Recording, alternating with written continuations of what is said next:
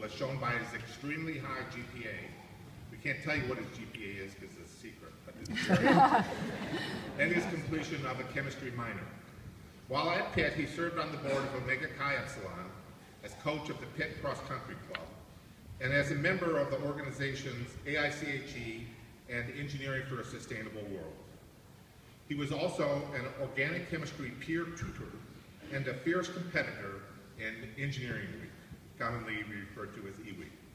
Brian has won multiple student awards and has also found time to volunteer with the local nonprofit, GTEC. We are proud of his many accomplishments, and I'm happy to welcome Brian Tackett to the stage to deliver the keynote address.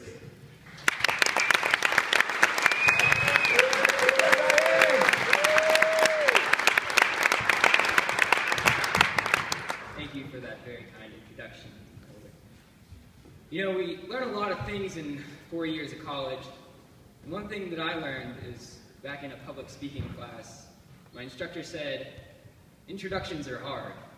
Sometimes it's best to write them last. So that's what I did. I wrote the introduction for this speech last. That was it just now. I must offer sincere congratulations to all my fellow graduates today, because this event is not only a culmination of 4 years of rigorous study, but for each of us it marks a transition from the classroom world to the real world. And of course, many of you have already been contributing to the broader community in various ways, including being members of the workforce. But after graduation, the actions we take as engineers, even if you're going to grad school first, have profound impact. I once heard an undergraduate very succinctly describe the profession of engineering by saying, everything needs an engineer. I'm pretty sure trees were doing okay before we were around, but you get the point. You look around you, and the roads you drove here on today, the car you drove in, the fuel in your car, the building we're in, the paper I'm reading off of, the clothes, everything, all of that carefully designed to make our day-to-day activities safe and efficient. And engineers, all of you, impact society every minute of every day with the work that you do. And you should be confident in your ability to do this, because I've seen the work you can do.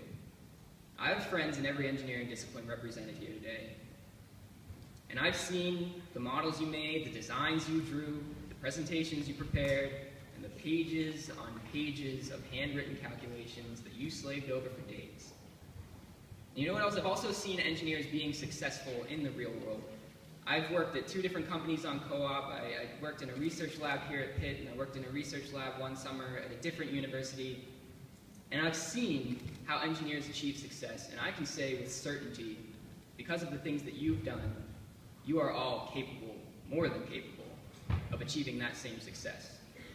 And sure, wherever we go, we'll all have job-specific things to learn, but it's the tenacity and the drive to solve whatever problems come your way, no matter what. It's those qualities that got us here today that will make us successful in the future. So be confident. We didn't attain these skills overnight, and we didn't do it alone. It's been a long journey. And I'm supposed to make some kind of joke about how most of that journey was spent in Benedum Hall. So let's just all smile and nod as we pretend that we didn't actually spend most of that journey going back and forth between Hemingway's Cafe and Sorrento's Pizza. Of course, that's a joke, because even at $5 a pizza, eventually we run out of money and have to come back to school because we don't have anything else to do. And in the end, we're all just broke college kids. Which brings me to my next point. How about a round of applause for all of the parents who made sure that when we came to college, we didn't die of starvation.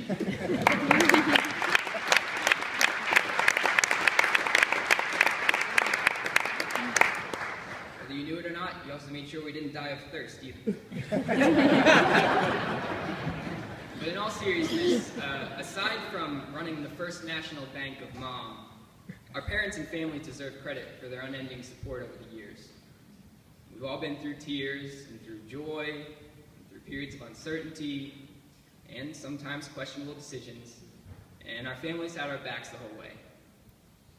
And if your parents are anything like mine, then you know that there's not a chance in the world you reach this point today without them.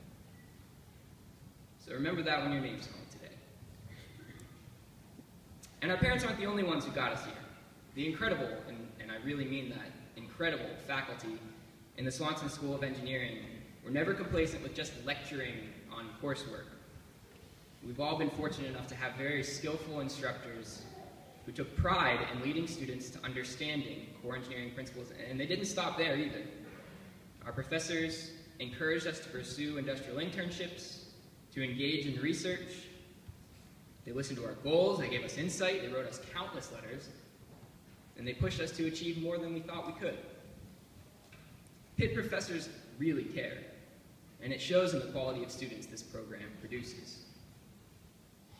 It's not just our skills, diligence, and creativity that make us quality graduates capable of enacting positive change in the world. It's the sum of all our experiences at Pitt that make us well-rounded individuals. From ambushing people with Nerf guns in Towers elevators, to volunteering with PMAT or Relay for Life, to working on senior design projects till 1 in the morning in Benedum, we've all had experiences that changed us drastically from the people we were in high school. And I think one of the first changes that happened to all of us occurred shortly before our first semester began. We were all sitting in some big auditorium, and Dr. Dan Budney stood in front of us, telling us how to play college. And he said a lot of things that day, but I bet you all remember one thing specifically. He said, "We're engineers. When we screw up, people die." And whether you fell in love with Dr. Budney that day, or you got the crap scared out of you, or maybe you thought Dr. Budney was full of it, that was the moment we all started to become engineers. Because at that time, we realized that our actions would carry weight. We're charged with engineering solutions, not just for us, but for everybody. And not just here and now, but for our grandchildren, and for their grandchildren, and for the grandchild of every living thing on this earth. Because our engineering solutions will be lasting. We must act ethically and prudently to better the world in which we live. And we'll work efficiently to make society more efficient and more sustainable. This is our responsibility now. And like most things worth doing, it won't always be easy. But that doesn't mean we won't enjoy it. In fact, we should enjoy it, because this is what we've spent years training to do. We are the problem solvers now. And we're ready to begin this challenge. Congratulations, and hail to Pitt.